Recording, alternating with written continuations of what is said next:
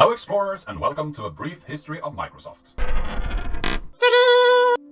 In the beginning of 1972, college friends Bill Gates and Paul Allen started Data.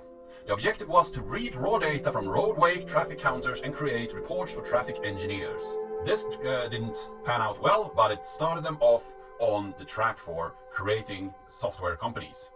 1975, Allen heard of the Altair 8800, wanted to build a basic interpreter for that platform. But the platform itself was too expensive, so they didn't have the actual hardware, so they needed to create an emulator. Allen wrote the emulator and Bill wrote the basic interpreter. After a bit, they created the company Microsoft, and they took that name from the microcomputer software, so that was a suggestion by Paul Allen how to name the company. They brought this to IBM and got it to work on the first try. So they created an emulator and a basic, and that basic were able to run without any problems on the actual hardware. And later on, they bought the CMP, branded it MS-DOS, and sold it to IBM and delivered it to all the personal computers during the 1980s. So the Microsoft DOS that we know today actually came out from another product that they bought in order to create something to sell to IBM. In 1985, Windows 1 was built, and it was built upon OS 2, and they created something that they could actually sell to consumers.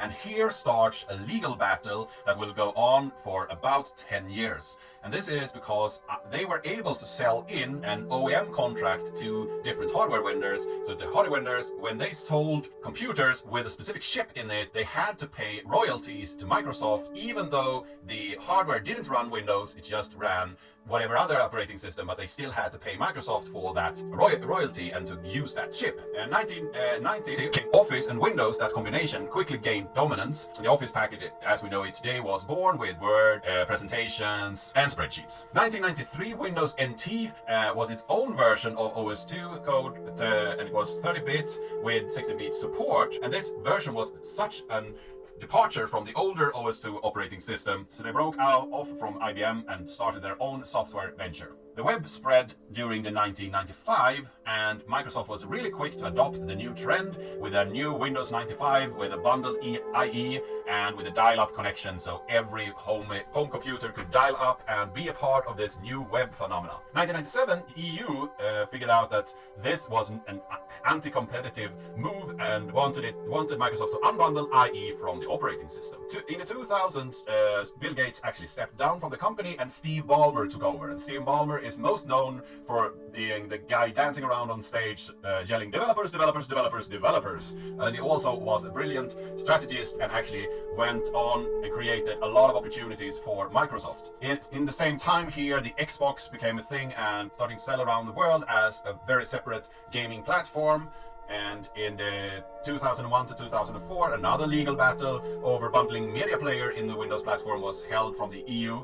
And in 2005, Xbox 360 was released with a lot of new titles. In 2007, Windows Vista and the Office package 2007 with a new ribbon interface that we call Metro was introduced. And this Metro interface is a little bit more of tiles, and you can also see more of larger buttons and so on. And this is a very canonical interface, and this was something that they wanted to get into their mobile platform later on. Bill Gates steps down and enters more of an advisory role at Microsoft, and the same year, 2008, Azure launches with the cloud platform offering from Microsoft. 2009, Windows 7 is introduced, so this operating system is today almost 10 years old and is very fastly going out of its support period. 2010, Microsoft goes mobile with the Windows Phone, so the old Microsoft Windows Mobile is changed over to be called Windows Phone, and it adopts this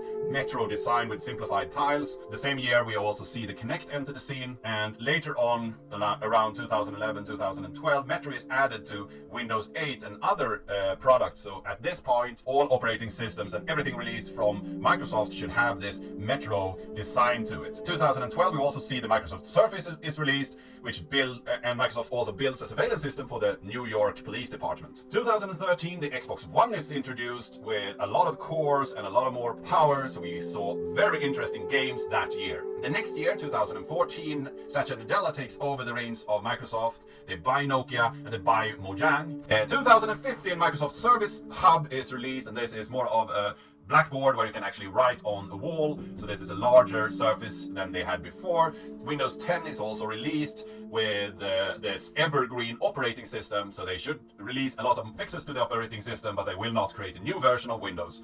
We also see the introduction of Edge, the new browser from Microsoft, and they also fire 7,800 employees from the mobile division, and this is where we see a decline for the Windows Phone, and it actually is going off to the sunset.